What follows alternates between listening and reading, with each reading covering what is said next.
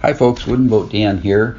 Just wanted to give you a heads up. The podcast you're about to listen to was recorded several years ago, so some of the phone numbers, email addresses, website links, and time-sensitive information are no longer valid.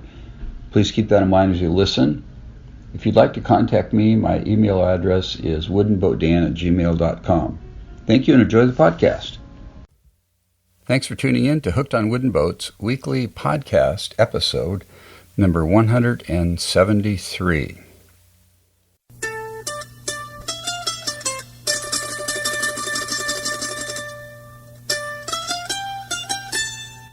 I am Dan Matson, aka Wooden Boat Dan. I will be your host today, like most weeks, in fact, every week. And this is the world's first podcast that really is fully dedicated to celebrating the art, craft, history, tradition, and romance of wooden vessels around the globe. Thanks for tuning in today, folks. Good to have you on board. We have another action-packed episode today with a lot of fun stuff happening. First, I'd like to thank our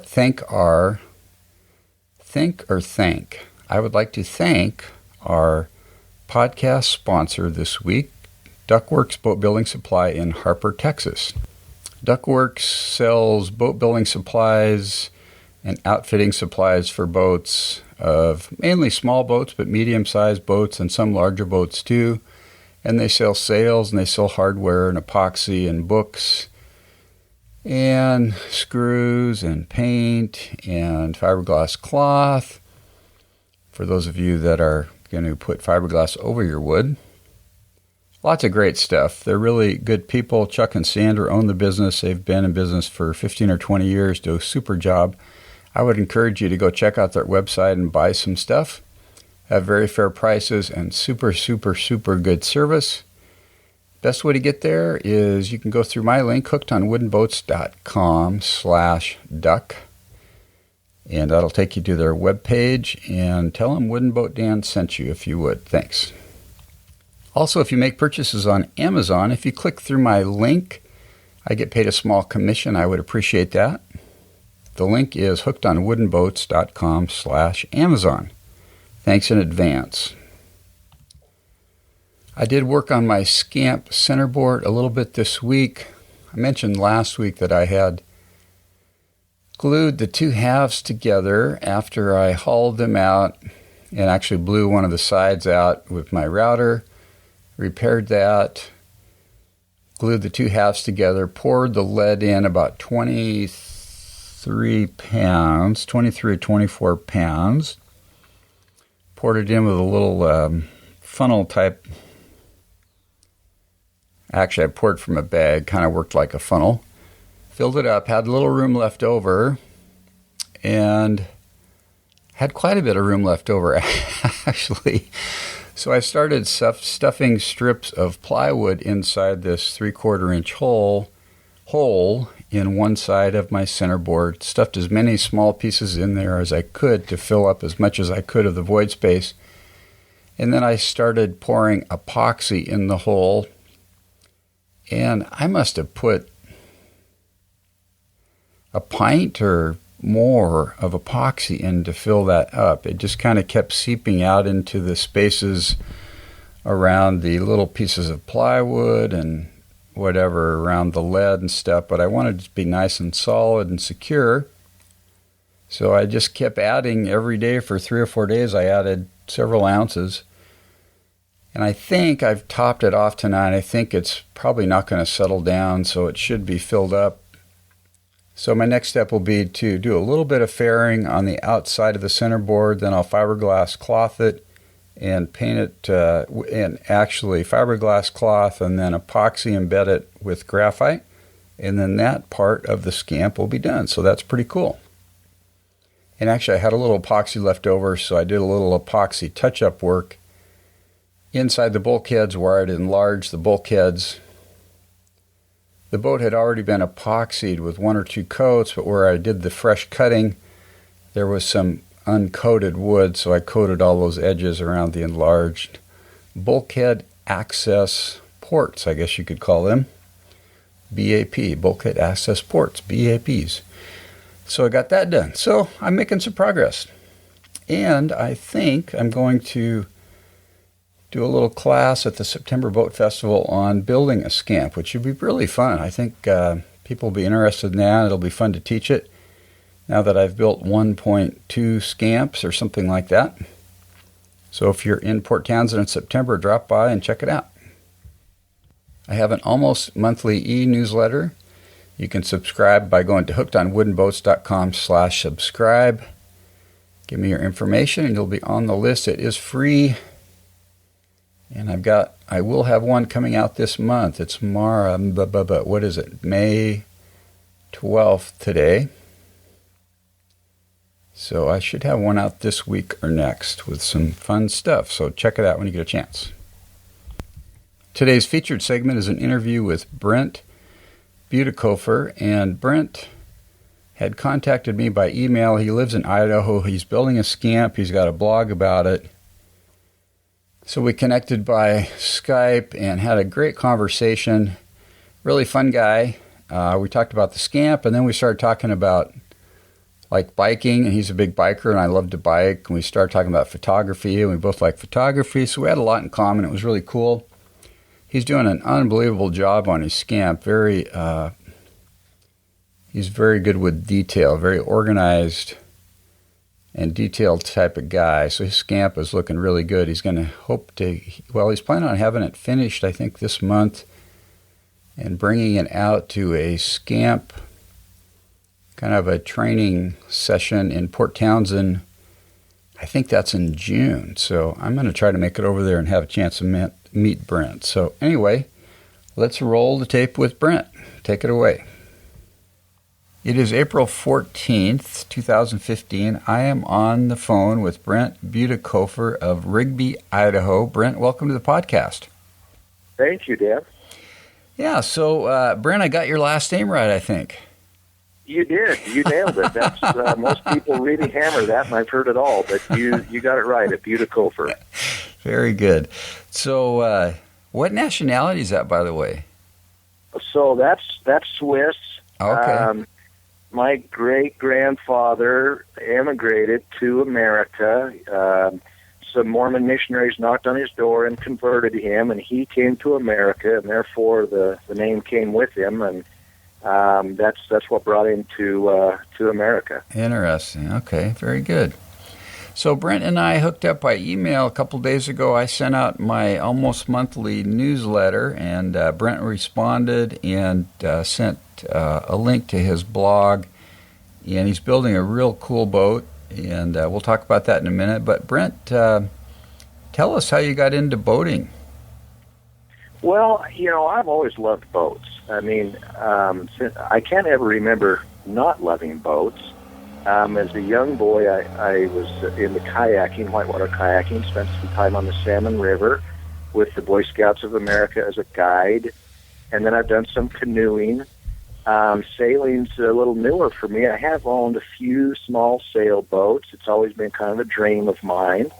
A friend of mine, another scout leader, had a Catalina 22, and we spent some time on Flathead sailing when all the ski boats didn't dare come out because there were whitecaps, and we just had a ball. That's where I fell in love with sailing. But boats have always been just, really kind of close to my heart. I did build a Chesapeake Lightcraft 16-foot kayak a few years back from Chesapeake Lightcraft. Which kayak was it, Brent? It was the Chesapeake, I think they call it Chesapeake Base 16. Oh, okay, uh-huh. Or maybe they just call it Chesapeake 16, but and that was a good experience, and and I guess to back up just a little bit, my father was a woodworker, and I never cared for it. He'd always buy me tools, and I'd sell them, and buy sporting equipment or whatever, camping gear. But then, you get a little bit older, and I was in my mid-30s, and all of a sudden the latent gene kicked in, and I wanted to do something with my hands. And so I bought some woodworking tools and just kind of started. I built that kayak and had a good experience, and I built a dining room table and had a good experience. And, you just kind of go from one piece to another, I guess. Wow, very cool. So do you still have your CLC kayak? No, I sold that to a lady over in Jackson Hole, Wyoming, and I'd like to build another one, but I think I'll go, because I'm inland, I think I'll go a little bit shorter and maybe a little more maneuverable. And so I've kind of been drooling over the Pinguino put out by Pygmy Boats, I think on your side of the nation. Right. And maybe a 14 or a 13-foot, I think they call it a Pinguino. I might be pronouncing that wrong, but that's probably the next kayak that I would build, and I would like to build a couple of those, but the Scamp's keeping me pretty busy. Yeah, that Pinguino is a nice boat. I actually paddled one a couple of years ago in Port Townsend, and if I build a kit kayak boat, that's going to be the one I build.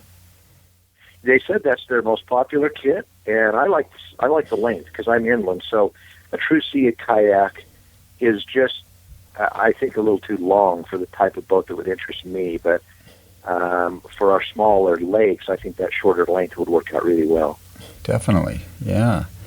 So, did you own a couple sailboats after that time, or?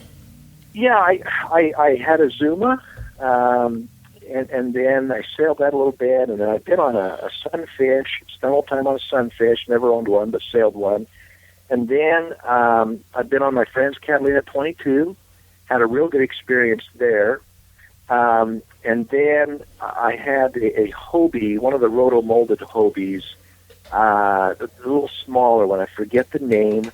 It's not the 16-foot glass HOWB. It was a smaller one.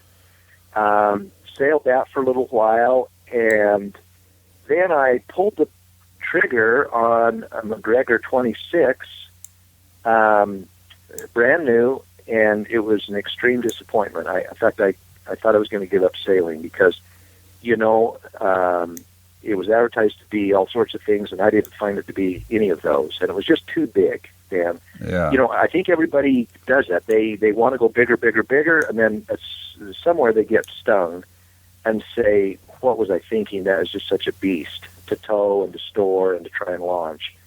And that was my experience with the McGregor. It was a bitter disappointment to me. I call it the biggest mistake I've made with my money thus far. Yeah. I sold it, and ever since then, I was looking for a smaller boat that I could kind of handle by myself. And now I went down quite a ways with the SCAMP at 11 foot 11 inches. But that's what it did to me. I mean, I really just said, wow, big boats I just don't have an interest in. But if I could find something small, let's see. Then I had a West White Potter 15 as well, and now I'm building the SCAMP. So how did you find the SCAMP and settle on that boat? I love the internet, and I'm always looking for cool things to either buy or build or just learn about. And I don't know how it happened, but I happened onto the SCAMP. Then I paid for that packet from Small Craft Advisor for $9 or $10. They send you a whole packet on everything they've written about the SCAMP. And then I found out there was actually a SCAMP in Idaho Falls, Idaho, built by Phil McCowan, who I actually knew. He's an orthopedic surgeon. And I knew Phil, and so I called him up and said, I didn't know you built a sailboat. He said, yeah. And I said, I didn't even know you were a sailor. I knew he ran rivers. We got a lot of whitewater in Idaho. And he said, yeah. And I said, well, I got to, and go ahead and invite me over. I got to see this. So it was about 8 below zero a year ago this winter. I went in Phil's metal shop, and it felt like 30 below zero. And I looked at his SCAMP. And Phil has, 4 sailboats to look at, and they were all bigger than SCAMP. And I looked at his, and I just thought, you know what, I think I could do that. It may not end there, but that would be a neat boat that kind of fit that niche I was looking for. Something, well, it gave me a woodworking project as well as a cool seaworthy boat to try to go a little deeper with and stay with a little bit. Mm-hmm. Mm-hmm. So that was about a year ago you decided to build the SCAMP then, huh? Yeah, that was, I think it was January of I guess that would be 14. It was right around in there, December, January. It was really cold. I know that. And then Phil and I have talked a little bit since then. But yeah, I decided right then. And then I started it a little different, Dan. I kind of said, you know, I'm a fickle guy, and I've bailed out on projects before. So I said, before I pull the trigger on this, the first thing I should do is just start real simple. Can I build the spars? So I started with the mast and that bird's mouth cut that I didn't know what was until I studied it, of building that hollow mast. And I kind of said to myself, if I can't build a mast, there's no sense in me going any further. Well, you know, a couple weeks later, I had a mast. And I thought, okay, well, if I can build a mast, I'll be able to build the yard and the boom. That was really simple, so I did that.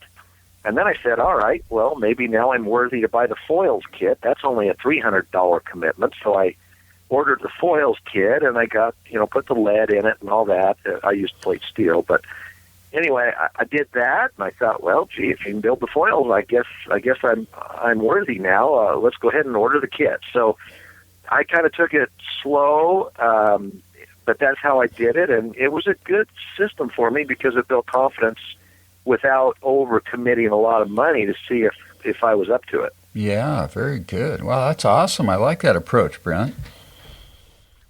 Did you make the spars out of Sitka spruce or fir, or what did you use? No, we don't have much Sitka around here, and it was quite expensive to bring it in, so I used vertical grain Doug fir that I could get locally, and I could get it in, you know, I was able to get that, I think, in a 17-footer, which meant I didn't have to scarf anything for my mast. I'm almost positive I didn't scarf. I got that all out of one stick. Wow. So we got a lot of vertical grain Doug fir, but Sitka was hard to come by. Yeah. Now, what did you use to cut your bird's mouth? You know, I just used a table saw. I mean, a lot of guys are using routers and complicated jigs, and I don't have a router table. I do have a table saw, and it was really went well. I just kind of mocked it up and cut some little pieces first to make sure things were going right. I cut my bird's mouth first when all the staves were the same dimensions, and then I built a little jig and tapered those spars so that so they had the proper taper. But I cut the bird's mouth first, with them all being the same, and then I went ahead and tapered the spars to the proper dimension on that straight side, if you will. Okay. What kind of table saw do you have, Brent? Just a rigid, you know, at the big box, Home Depot. Okay. It's a rigid saw, and it wasn't real expensive, and man, it's worked out really good for me. Cool. Very good. So you built the spars, and then you built the foils, and then you ordered the actual boat kit itself, huh? Yeah, and I'm telling you, you know, I'm really, really glad. I toyed with just getting the plans, and I honestly don't think my boat would be done or anywhere near done. I'm not even sure I would have got to the end of the rainbow if I wouldn't have bought the kit. And that's just me. Everybody's different. But for me, having those pieces cut out, dimensioned exactly right, now if anything was off, all I had to ask is, where did I screw up? I didn't have to say, well, is this thing even cut right, you know? Right. And if I would have been cutting out the pieces, I think I would have second-guessed my cut and maybe even introduced more error. But where everything was cut so perfectly, anytime anything didn't line up just right, I was able to say and quickly sleuth the problem and say, all right, I know the pieces are right, so what's off? Oh, okay, that's not quite at a 90 or whatever, and make adjustments. So for me, that kit was a real godsend. Yeah, very cool. So how far along are you on the boat? So I just did my my latest blog today on my blog, and I've got the hull completely finished. I'm kind of letting it cure before I roll it back over because I don't want to mar it. But I got my last coats of paint on the upper section of the hull this morning, and so my hull's done. Most of my interior is done. I did most of that before I flipped the SCAMP. I've still got the backrest to put on and the transom cap over the back, and then most of the finish work on the inside of the boat's done. I do have to epoxy and varnish my spars, order all my rigging, and then kind of work on rigging. So I've still got, it's amazing. You think you're close, but you still got quite a bit to do. Yeah, wow.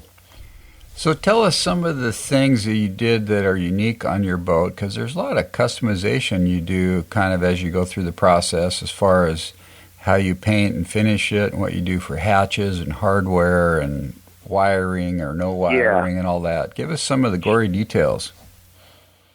Okay, so one of the things that I did right from the start, early in the build, is water ballast didn't really make sense to me on this small of a boat, meaning whether you took the weight out or put the weight in, it wasn't so much weight that I thought it was hardly worth the water ballast. So I didn't do that. I went with fixed ballast, and I went down to a steel plant and bought 3/4-inch plate steel, 6 inches wide, and I had them lop it off. I don't know. I'm going to say about 18 inches long. So 3/4 by 6 by roughly 18. Those measurements are exactly on my blog. But each one of those plates weighed around 27, 28 pounds. And so I had them cut me 6 of those. And then where the traditional SCAMP would have water ballast, I built what I called the vault. And it was just 3/4 Baltic birch, a little box, and I epoxied a 3/4-inch floor, and I tied it to the bulkheads and the seat longitudinals for the bottom of the box, and then came inboard and just did a vertical lip, the right height to hold those plates so that they would not move when the boat listed or turned or if it were to turtle or whatever. Those plates can't move more than a 1/16 of an inch inside my vault. And so I just figured for 170 pounds, it really wasn't worth messing with the water, one. And two, in Idaho, we worry about invasive species, the mussels, and we have inspections anytime you cross the border. Those guys want to look around. I just figured, hey, I'll just do fixed ballast. It won't slosh. I won't have to top off the tank. I won't ever inadvertently forget that I don't have ballast in. And it just made sense to me. So the biggest thing I did was I just went with fixed ballast. Some guys have done that with batteries. I live in Idaho. It's really cold. I wasn't that keen on battery-powered motor because it becomes a maintenance issue with our temperature ranges. And so I just did fixed ballast in there. That's one thing I did. Let's see. Do you mind me asking Dan, how much the steel cost? I don't recall. I'm going to say a couple $100. It wasn't a huge number. It wasn't insignificant, but it wasn't a huge number. I don't think it was much more than $150 or $200, right around in there. Yeah. And then I did epoxy that. I took a file and kind of cleaned up the edges, and then I rolled graphite epoxy over the plate steel so that when condensation gets on it, there was a barrier there, because I know steel will rust and expand, and but I just rolled mine with the graphite epoxy, and all that's on my blog too. But that was kind of my thinking of giving it. And the other thing I thought of is, hey, with that system, if I find I want a little less ballast, with those plates being 3/4, I could easily cut some dummies out of plywood the same size and fit in the vault to again maintain a tight fit, so those plates wouldn't shift around. But I could reduce my ballast a little if I felt like it was more than enough. Now, arguably it might be because it's all located on the very bottom as opposed to taking up that whole chamber, which water would do. There's no sloshing, so it's ideally positioned on the boat, and it could be that a guy might get away with 20 tons less in there. I just don't know. Yeah. Wow. Okay, so it's on the very bottom of the boat. Yeah, and I talked to John Wells. I emailed him, and he said, go ahead and give it a go. His only recommendation was tie your false floor into the bulkhead. So I took a 3/4-inch piece of Baltic birch, put it right on the hull, and epoxied it right to the hull. And then the vault is kind of built on top of that. It was all built before I put it in, but it's as low as I can get it. So it's on the center line, and it's as low as I can get it in the boat. Cool. Okay, and you've got pictures of that on your blog. I got to take a look at that. Yeah, I do. And then, I don't know, I haven't done anything else really to customize the boat. I did use 1/8-inch router bit on almost every piece on the boat. I just hate touching something with a sharp edge. So I tried to round every single piece I could that I might ever remotely ever end up touching. But, beyond that, I don't know that I've done too much customization. Now, what did you do for hatches?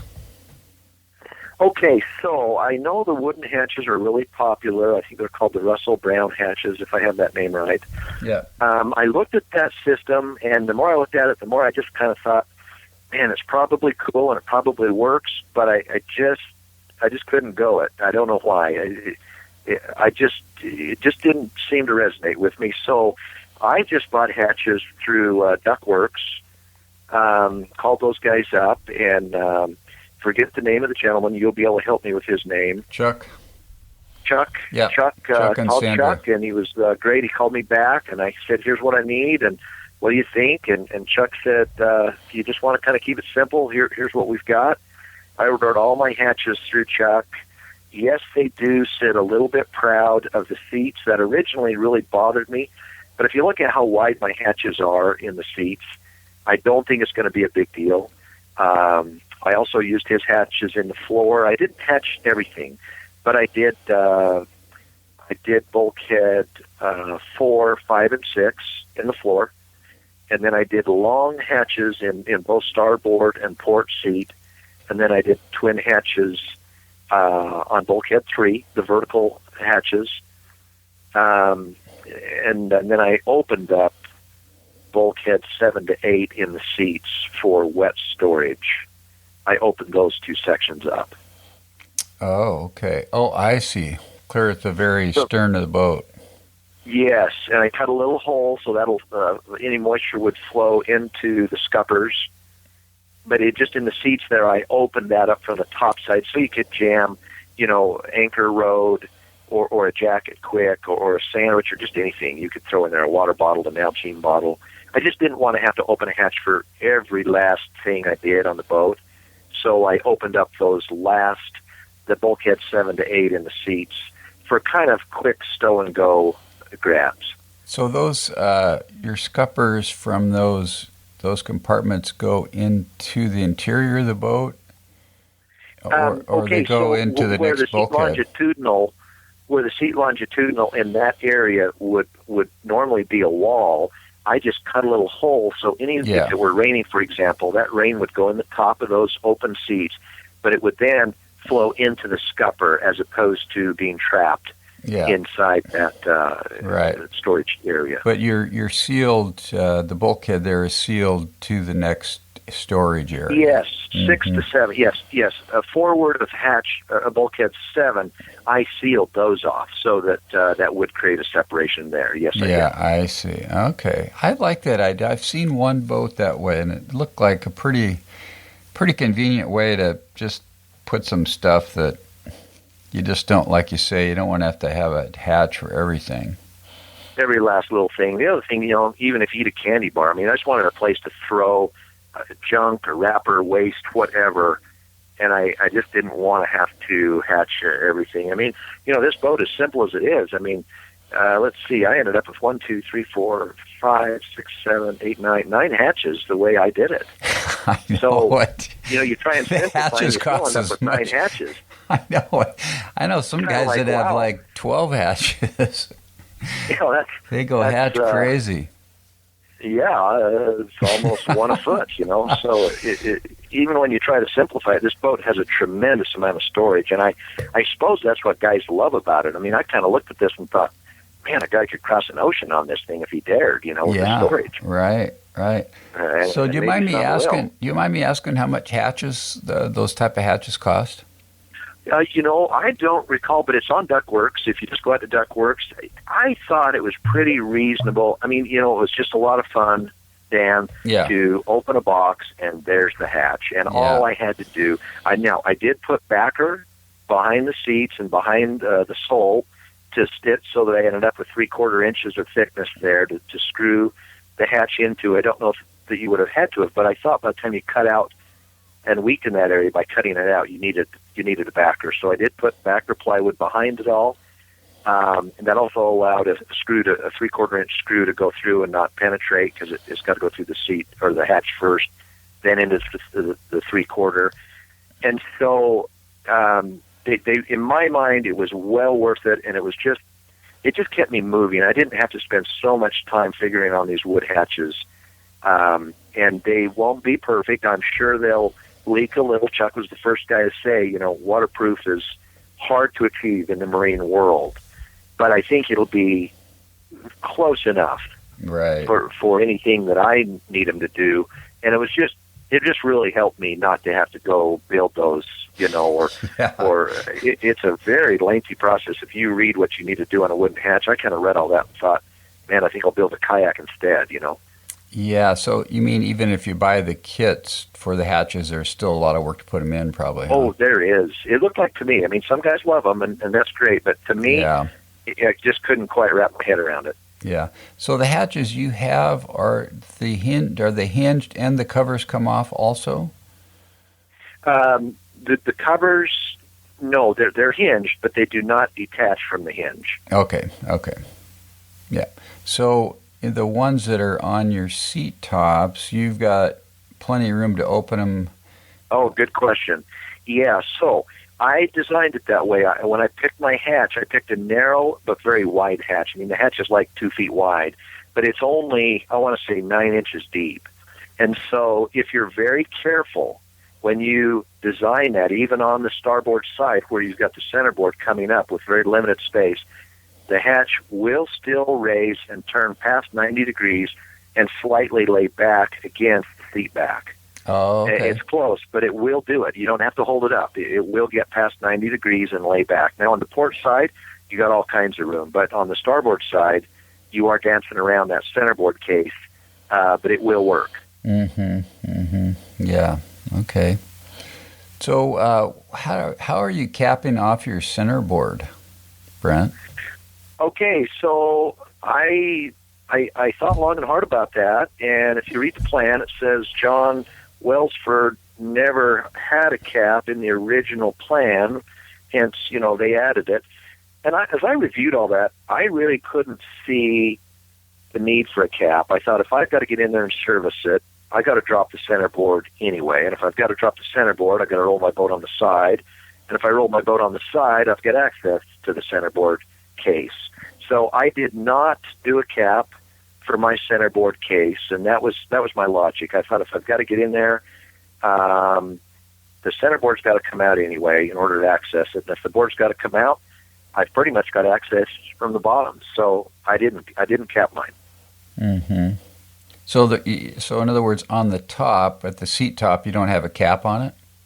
Yeah, I should have said that differently. I did not create an access from the seat. It's just a solid seat all the way across. Yeah.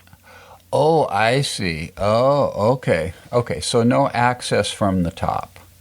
That's correct. Yeah, I did, that's correct. I also read where sometimes water will slosh up and might come in. Right. And then when I read John Welsford's original plan never called for a cap, I kind of went, well, I think I'll just forego it. I could always router it in later if I made a huge mistake.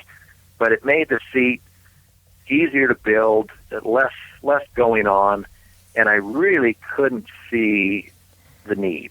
I thought I could access what I needed to from the bottom. Yeah, because like you say, the board's not, you're not going to take it out through the top if you have to remove it. It's so heavy, I think it's got to come out the bottom. I mean, mine weighs 22 pounds. Well, it's 22 pounds of plate steel, so the board's going to be heavier than that. And so I just figured I'll just take it off the trailer, hoist it up, drop the board out, and roll the boat on its side with some straps, just like you do when you turn it, and get in there and do whatever I need to do and put it back together. So I don't know that I'm right, but that was the thinking. Sure, a simpler, cleaner solution from the top side. Yes. Mm-hmm. I like that, definitely. So the other thing I saw on your blog is that you finished the bottom with graphite. Yeah. So tell us about that. So that was not my idea. It was I kind of weighed in on the SCAMP forum, and Dan, I trust you goof around on that too, or are aware of that. Yeah. Very active group. Right. Anyway, so, I think Howard Rice chimed in. I think I had several guys chime in, but Howard and others had used that for years on sailing canoes and kayaks and either other boats. And when I kind of wrapped my head around that, I thought, well, would you rather have 3 coats of epoxy and 2 coats of paint, or would you rather have 5 coats of epoxy on the bottom of your boat? And I thought the only disadvantage I could see was that UV, but when you put graphite in, you overcome that. And I kind of poked at that one too and said, do we truly overcome it? And all the consensus came back in the affirmative. And so I figured, well, hey, why mess with that? It'd be really simple to maintain and easy to sand a little piece and roll some more on if and when. So I just made the decision to do that, and then I chose to wrap it up the sides a couple of inches to give a little bit of a wrapped look, or what I call the bathtub look. Yeah, it was really just based on the recommendation of others. Wow. So you basically had 4 coats of epoxy, and your last coat had graphite in it. Is that what you did? I did about 3 coats of just straight epoxy with some sanding in between, so I had a real good seal. And then I did some filling with micro balloons, because I did get a little bit of wave in a spot or two of my glass. It wasn't as flat as I wanted it to be in a couple of spots, so I did a little bit of filling, a little bit of sanding, and then I probably rolled 4 coats, thin. I probably rolled 4, maybe 5 thin coats of graphite epoxy on there. So I've got a lot of layers. Wow. I want to be in your boat when we run aground. Well, when we hit the rocks and slide off. I add epoxy thin because if you goop it, it just looks so ugly. Yeah. So I use those thin rollers. Yeah. And I believe in more coats and a thinner application for a tighter job than to let it get goopy on you. So that's kind of the approach. What brand epoxy did you use? Duckworks, that Econo epoxy, I believe is what it's called. Again, I talked to Chuck and said, is this stuff going to blush? And he said, well, in 25 years we haven't seen it blush. And I said, well, that's good enough for me. So I've used mass epoxy on my Chesapeake Lightcraft, and I priced it out, and it was a lot more money. And I just thought, with today's chemists, this is just a practical working man sailboat. So I think that Econo epoxy sounds good to me, and honestly, I've been really happy with it. I haven't had any hiccups at all. Cool. Do you know how many gallons you've used so far? I do, yeah, and Chuck's got a kit out. I think it came with 5 gallons, and his write-up was should be plenty. I'm approaching 8 gallons right now, and that's going to do it. But I've used way more than I figured, and I'm not blaming anyone. I mean, it's just the way it is.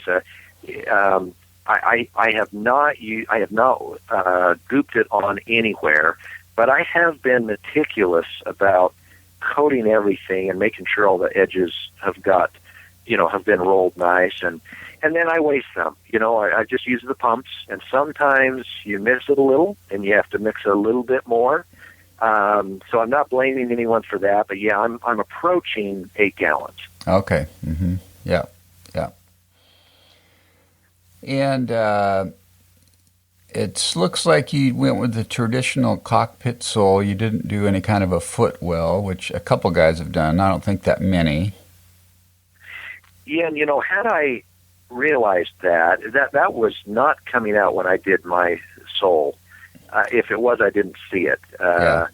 It kind of I got reading about that after I had passed that stage, and had I read that, I may have done that.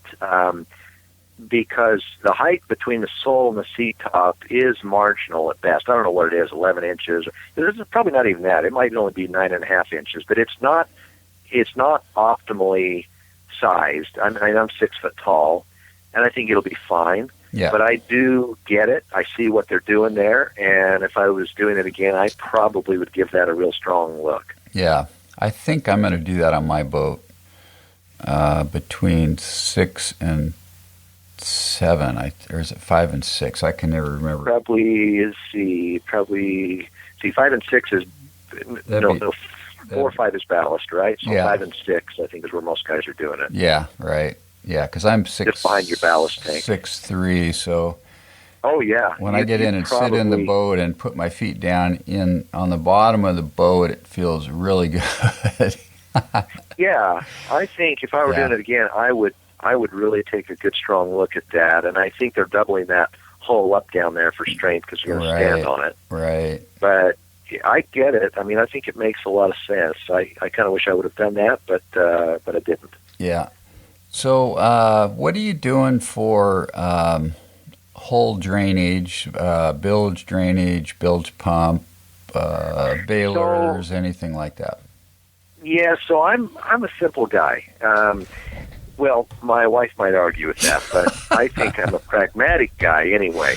And so all I've done is just 2 holes at the back where the transom meets the hull, and I've just bought two plugs, and I'm not going to do anything any more complicated than that. I am going to have something to bail with, but other than that, just 100% stock, just the 2 holes in the back of the plugs that I bought from Duckworks. Cool, I like that. Keep it simple. Yeah, I just wanted to keep it simple. I really wanted to keep it simple. Yeah. It doesn't. You're probably not planning to cross the Atlantic or anything, so. No, I don't figure I'm going to get off too much. I mean, really, this is to teach me and my kids how to sail and to just have some good times in and belly laugh, you know. So that's kind of what we're looking for. All right. So, are you doing any sort of lighting or electrical on the boat? No, I just not at all. I just wanted to keep it again very simple, and so I don't plan on any electrical. Yeah. Okay. And then how about auxiliary power? Yes, Idaho, we get skunked a lot for wind. We've either got 20 mile an hour wind or we've got no wind, and it seems like there's very little in between. So I knew that I wanted a motor. And that's heresy for some sailors, but it's not for me. I mean, to me, it was just, hey, you know what? If there's no wind and I drive an hour and a half to a mountain lake and I got my 16-year-old son with me, if there's no wind, at least we can do a harbor cruise. You know, we can fire up the motor and crack out the sandwiches and let him drive and steer or whatever, and we can have a good time. But if there's no wind at all, I'm not having fun. I'm just not quite that patient. I'm just not quite that diehard. I'm with you on that. Trust me. So I just wanted a motor. Yeah, I got a little Suzuki. I ordered it online. It ships right to your doorstep, and it wasn't. For motors, I didn't think it was a bad price. It's liquid cooled. It's just a little 2.5 horse, and then I built an outboard bracket, Dan. I don't know if you saw it. I kind of designed my own little outboard motor bracket that would allow the outboard to come up 90 degrees and get the prop out of the water. So it has to fit back a little ways because with that transom, the way it is in the cap, you'd have to raise the motor so high to get the prop out of the water. Even those parallel brackets, whatever they're called, those outboard motor brackets that you buy that kind of move up and down and keep the plate perpendicular to the water. Yeah. Those, I bought one, and I've got the whole story on my blog, but the bottom line is I sent it back because it was too close to the transom to allow me to rotate the motor up 90 degrees, and it didn't raise high enough to get my prop out of the water. And it was kind of ugly, I mean, back there. It didn't look elegant. It looked mechanical, and it would flop. It was loose. I could just see it vibrating, and I just thought, no. All I want is just hold the motor and then let me kick the motor up 90 degrees. I can get the prop out of the water, but it's got to be far enough away from the transom to allow that cowling room to swing. So you rotate the motor up on its own hinge system, and that's right. It's the head of the motor then is moving towards the transom, and so you've got to have some space there. Yeah, I mean, it does have to set back about, I recall, 15 inches. Again, it's all on my blog, but I just kind of designed a cool little looking, and it just fits the look, and it's simple. It's lighter than the bracket that I had ordered, and I billed it for probably $20, and that bracket was just over $100. And I'm really glad they took it back, because I did mount my motor to it, but I just kind of mocked it up, and I just wasn't pleased with how it was looking and the mechanics of the mechanism. So I just sent it back and designed one, and I'm very happy with the one I designed. We'll see when I get using it, but it kind of looks the part, and it's very simple, and it's tough, and it allows me to kick that motor completely out of the water. Now, was that mount, is it fastened to the transom permanently? Wouldn't have to be, either or. I'm going to just put wing nuts on mine with some stainless steel bolts. Okay. 4 bolts will put it on or off. Okay. And you got you're reinforced on the inside of the transom then, where the bracket is? Yes, I put 3/4 okumi there so that I've got some good bite, and I also tied it into the seat longitudinal. It sits on the port side, and that bracket is butted against the seat longitudinal on the port side, and it's much bigger than my outboard bracket. And so, yes, I did do that, and I think that's important to do. So does the top of that bracket higher than the seat top inside the boat?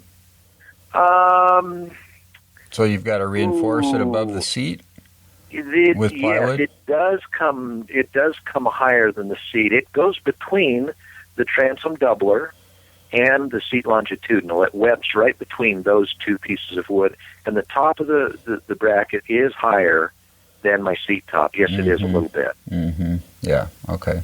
Cool. So, wow, you're getting almost done here with this boat.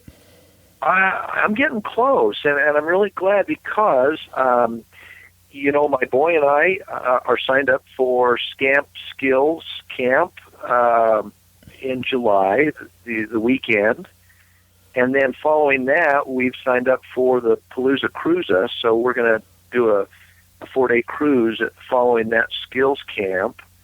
And so I want to get it done for that, and I've got a family trip in May that's going to take me away for 3 weeks. So I'm going to lose some time in May, but I'm really working hard to get it done for that July trip. Yeah, very cool. So you'll be out for the Pocket Yacht Palooza.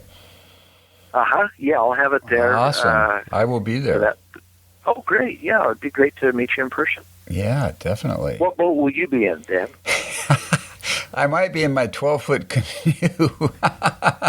I won't have my SCAMP done. Let's put it that way. I've just got my canoe.